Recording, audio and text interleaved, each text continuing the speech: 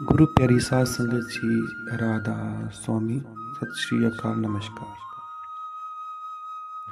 सच्ची दौलत क्या है, आज हम एक कहानी के माध्यम से समझने की कोशिश करेंगे। हमारे मन में बहुत सारे ख्याल आते हैं कि मेरे पास इतना धन दौलत आ जाए तो मेरे ये सारे काम सवर जाएंगे, परंतु हमारी इच्छाएं कभी ख़त्म नहीं होती। आप खुद सोच के देखिए, आप जिस पड़ाव से गुजरे हैं, आपका पास्ट लाइफ से आप गुजरे हैं, तब आपके पास, जब आप छोटे थे, साइकिल नहीं होता था, फिर साइकिल आया, फिर मोटरसाइकिल आई, फिर कार आई, अभी बड़ी कार चाहिए। तो ऐसी हमारी इच्छाएं कभी ख़त्म नहीं होती। तो चलिए एक कहानी के माध्यम से समझने की कोशिश करते हैं।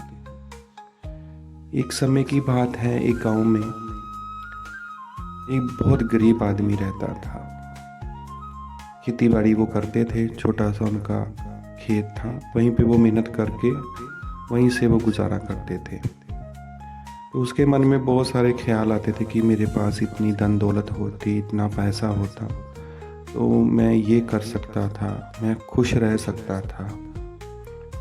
ऐसे काफ़ी समय बीत गया। एक बार एक गांव में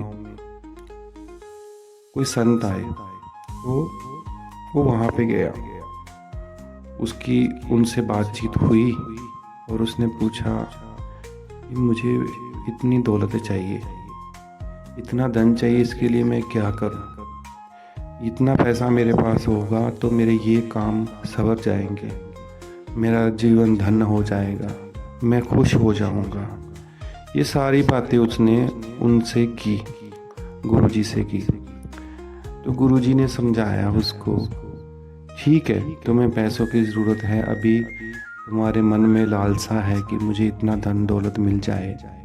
पहले मुझे एक बात बताओ कि अगर तुम्हारी मैं बोलूं कि मुझे आंखें चाहिए और मैं तुम्हें 2 करोड़ रुपए दूँ तो तुम लोगे? उसने मना कर दिया। अगर मैं बोलूं कि तुम अपने मुझे दोनों हाथ दे दो, मैं तुम्हें सोने से तोल दूंगा, तो तुम दोगे? उसने फिर मना कर दिया। फिर गुरुजी ने समझाया कि आपकी जो सच्ची दौलत है, वो अगर आप तंदुरुस्त हैं, आपके हाथ पैर चलते हैं, आप मेहनत कर सकते हो, तो यही सबसे बड़ी दौलत है। आप मेहनत करो, अपने मेहनत की कमाई से अपने परिवार का पालन पोषण करो, हंसते हंसते ज़िंदगी गुजारो, इससे बड़ी दौलत कुछ भी नहीं है। अगर आपके मन में लालसाएं आ जाएंगी, मुझे ये पैसा चाहिए, ये चीज़ें चाहिए, तो वो चीज़ें व्यर्थ की हैं, उससे कुछ लाभ नहीं होने वाला। बहुत बड़े महल में भी सोने के लिए सिर्फ आपको एक बेड की ज़रूरत है, इससे ज़्यादा तो आप 4 कमरे में तो एक बंदा नहीं सो सकता ना।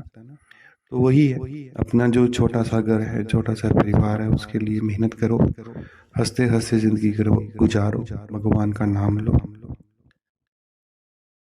इन्हीं शब्दों के साथ मैं आपसे आज्ञा चाहूँगा। राधा स्वामी।